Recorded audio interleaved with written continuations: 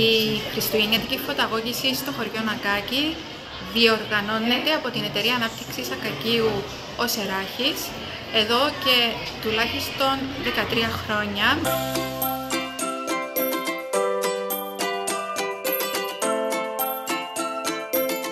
Πρώτη φορά συμμετέσχει και το Λύκειο Παγιομετόχου, γιατί θέλουμε να αγκαλιάσουμε όλα τα παιδιά της κοινότητας όπου και αν βρίσκονται.